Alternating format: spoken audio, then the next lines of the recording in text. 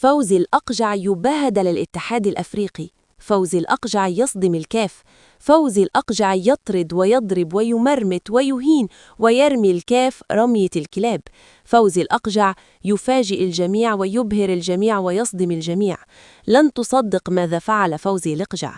السلام عليكم ورحمة الله وبركاته. فيديو جديد وموضوع جديد وخبر جديد مهم جدا جدا يا صديقي العزيزة. تفاصيل نارية، تفاصيل هامة وصادمة للجميع. بس بالله عليك قبل ما أبدأ في أي حاجة، كل اللي طالبه منك تعمل لايك وتشترك في القناة وتركز معايا في كل كلمة هقولها لك. هو إيه اللي حصل بالظبط؟ هو إيه اللي دار يا ترى ويا هل ترى؟ ما هو سبب المشاكل المستمرة والمشحونة وازدراء الرأي العام في اتجاهات منسقة ضد ومع، شوية مع قرار فوزي الأقجع وبيؤيدوه وبيدعموه، وشوية تانيين ضد هذه القرارات، وشوية تالتين مع وضد، وشوية رابعين مربعين وقاعدين متفرجين، ولا عايزين يقولوا ولا عايزين يعيدوا ولا عاملين شايفين ولا عاملين سمعين. فوزي الأقجع الأسد المغوار في عين البعض، والبعض الآخر هو الفأر الكسول الخسران. فوزي الأقجع اليوم يتخذ قرار قد يكون مصيري في تاريخ الكاف بالكامل، قرار يخلي كل واحد يلزم حدوده، يخلي كل دولة تعرف قيمتها، ويخلي كل مسؤول يلتزم بمسؤولياته. إن كنتم نسيتم من هو المغرب، فقليل من الإنجازات لا تحلمون أن تكون لكم بالطموحات. المغرب هو من كسب كأس العالم لأول مرة في تاريخ القارة، ولأول مرة في تاريخ الشباب بقيادة الوهبي. المغرب هو صاحب المركز الرابع في كأس العالم بقيادة الرجراجي. المغرب هو 44 لاعب، 64 لاعب، كأكبر منتخب في العالم يرسل لاعبين محترفين للدول وللأندية الأوروبية. المغرب هو ريال مدريد وباريس سان جيرمان. المغرب هو برشلونة وريال باتيس. المغرب هو الهلال. المغرب هو في كل الأندية في العالم. المغرب إنجازاته تفوق وتتخطى طموحات دول بالكامل يمكن معاها مليارات المليارات، ولكن لم تستطيع الوصول للمغرب. المغرب هو بطل كأس العرب بقيادة السكتيوي. المغرب هو الاسم الذي يزلزل أي مكان ينزل إليه. اليوم نسيتم إنجازات المغرب العظيم وتطرقتم فقط لإخفاقه في بطولة تأمر الكل ليخفق فيها. يا راجل، ده كله كان واقف ضد المغرب، وكان الهدف هو إسقاط المغرب. ومعانا بدل الدليل مليون، معانا بدل الدليل مليون، ويجي يقولك معرفش إيه وأصله وفصله وكاني وباني والحكاية والرواية. طب أنا النهاردة عندي إثبات قوي جدا يفيد بكل قوة على نهاية الرحلة وحسم الجدال.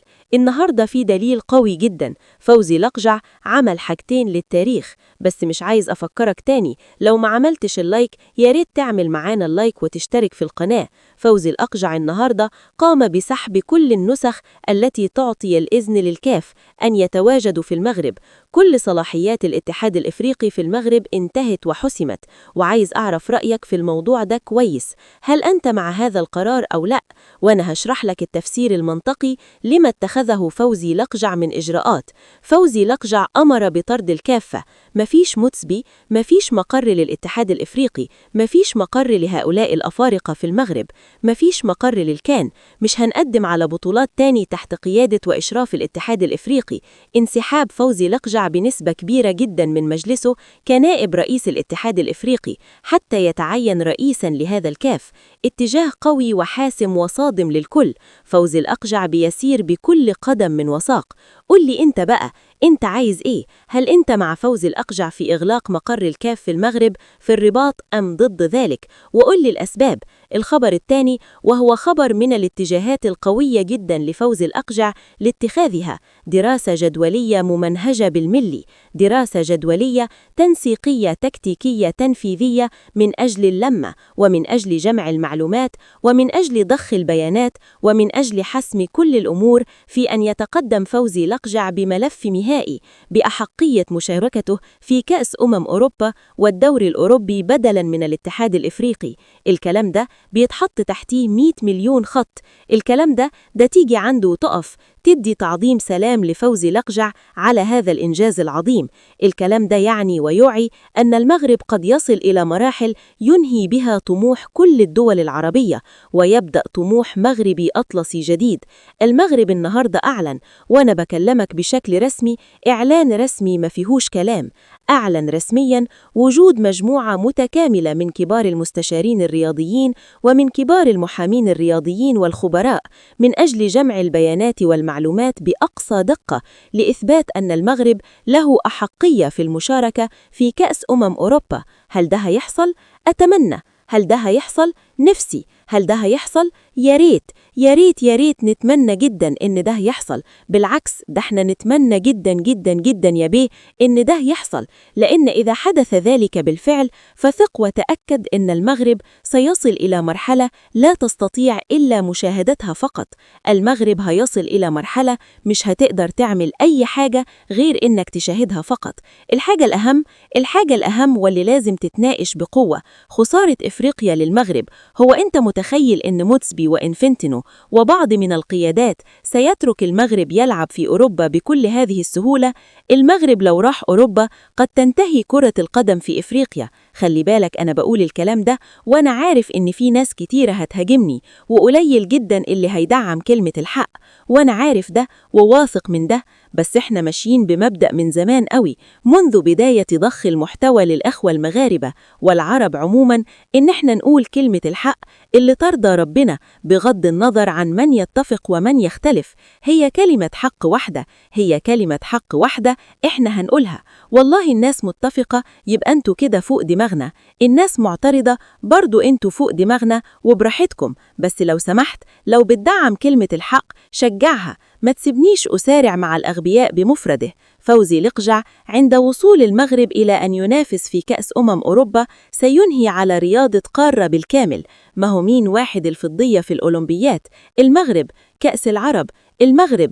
كأس عالم؟ المغرب. مربع ذهبي كأس عالم؟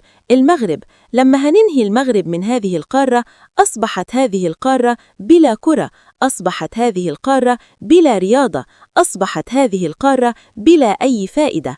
قارة بالكامل ستنتهي علاقتها رياضيا في حال أن المغرب يقع. وسلم لي على موتسبي يا بي، سلم لي على ولا بلاش أقول ولا بلاش موتسبي. لو لم يتم تأديبه من فوزي الأقجع فسيتمادى ويتمادى ويتمادى فيما يفعل.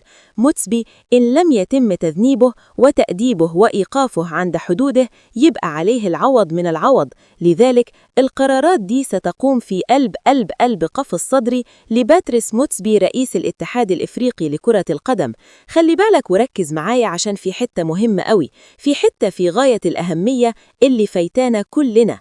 الحتة اللي في غاية الأهمية اللي فايتانا كلنا يا صديقي العزيز هو أن الكاف وباتريس موتسبي ومن قبلهم كلهم يتعاونون لمصلحة الأفارقة، ليس العادي. دي نقطة. هتقولي طب أنت عايزهم يتعاونوا لمصلحة العرب؟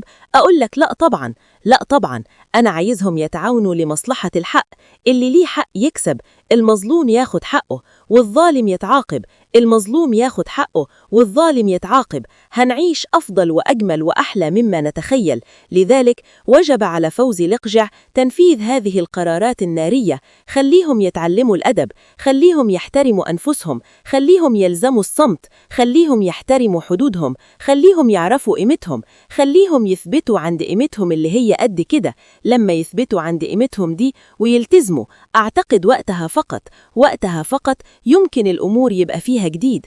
قل لي رأيك في الكلام اللي انت سمعته ده كله إيه؟ شارك برأيك بكل ما تريد بأحقية وارتياحية. قول اللي نفسك فيه كله. هل أنت مع خطوات المغرب فيما هو قادم ومقبلين عليه أم لا؟ أنت مع ده أو ضده؟ وما تنساش اللايك والاشتراك لدعم